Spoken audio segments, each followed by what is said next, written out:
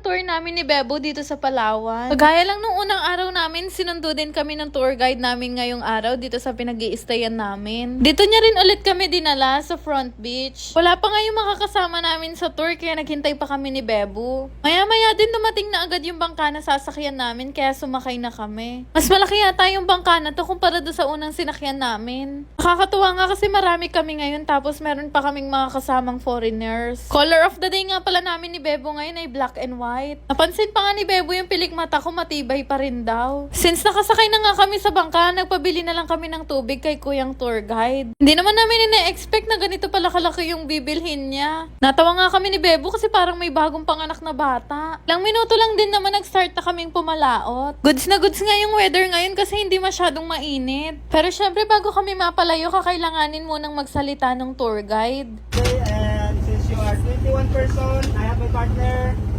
my co-tour guide, Arnold Schwarzenegger.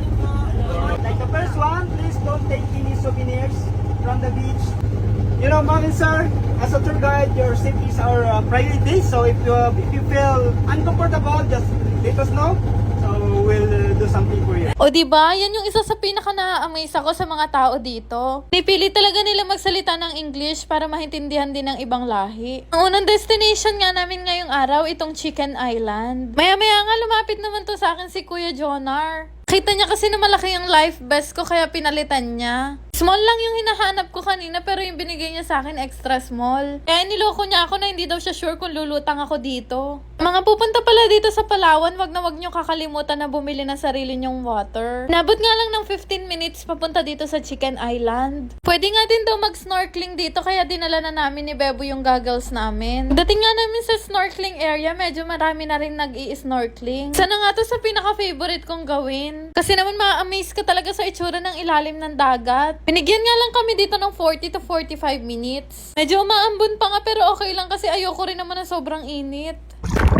After nga ng 45 minutes, tinawag na rin kami ng tour guide namin kasi meron na ulit kami pupuntahang ibang pang destination. Yung sumunod nga na pupuntahan namin, tatagal daw ng 40 minutes yung biyahe. In front of us, there's like a hole there, like a cave. You can go through and then you can go directly to the beach. Pero dahil huminto kami sa sobrang magandang view, sabi ko kay Bebo, picturean niya ako dito sa dulo ng bangka. Dahil hindi nga makakapasok yung bangka namin sa pupuntahan namin, kaya kakailanganin namin lumangoy papunta doon. Yung maliit na butas na yan yung papasukin namin para makapunta kami sa Secret Beach. Buti na lang din talaga may tour guide na nag-a-assist sa amin papasok. Nakakatakot nga dito kasi maliit lang yung daan papunta doon. Pero maliit lang naman tong cave na to kaya sandali mo lang to lalanguyin. Nakakita na nga kami ng liwanag ni Bebo, nagulat kami kasi sobrang ganda. Grabe naman pala kaya to tinawag na Secret Beach kasi nakapaloob siya sa mga lagoon. Kaya naman pala sobrang tagal niya bago mapuntahan, ganito pala siya kaganda. Maliit lang siya pero nakapagitan siya sa mga lagoon. Pansin ko nga dito kasi sobrang pino ng buhangin. Bibigyan lang ulit kami dito ng 45 minutes. Pero dahil sa bagal ko lumangoy, 20 minutes yata yung inabot papunta dito. Tapos 20 minutes naman pabalik. So 5 minutes lang kami nagstay ni Bebo. Kaya maya-maya rin tinawag na kami ng tour guide para bumalik na sa bangka. Meron pa namang ibang daan bukod dito sa maliit na butas. Pero dito namin mas piniling dumaan kasi mas malapit. Ang mga kasama nga namin ni Bebo, halos nauna na sila. Kakatakot nga lumangoy dito kasi sobrang lalim talaga. Nihintay na nga kami ng mga kasamahan namin kasi pare-pareho na siguro silang gutom. Kaya sabi sa akin ni Bebo, bilisan daw namin lumangoy.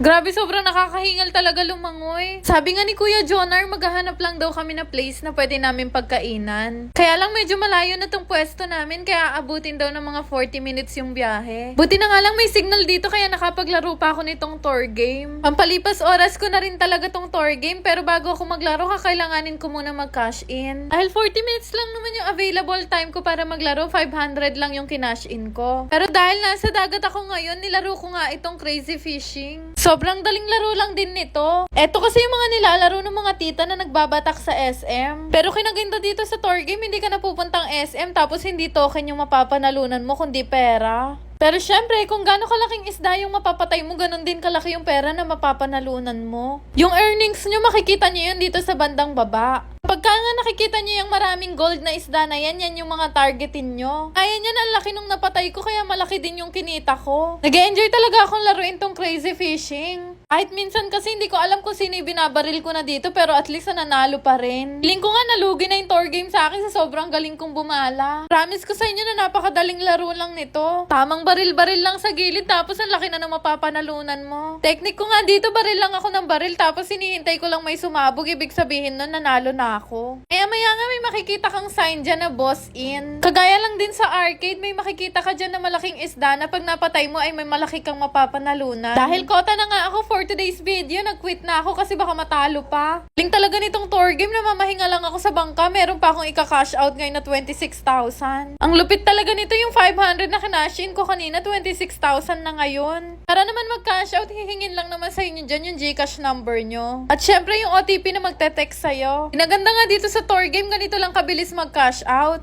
Na naman makita mo yung status ng kinakash out mo, dun mo yan makikita sa settlement record. At ilang minuto lang din makaka-receive ka na ng text galing sa Gcash. Kaya para sa mga naboboard dyan sa bahay at gustong kumita habang naglalaro, itry nyo na rin tong tour game. Shoutout nga pala kay Harisha, Janice from Marawi City, Lanao del Sur, Jasmine Enriquez, Jeddah from Pulilan, Bulacan, Roslyn Manlangit, Ellery from Apalit, Pampanga, Juliet Omison, Leo from Iloilo City, Dave Hapitana, at kay Mary Jane Muñez. Shoutout po sa inyong lahat! Yun lang naman, salamat!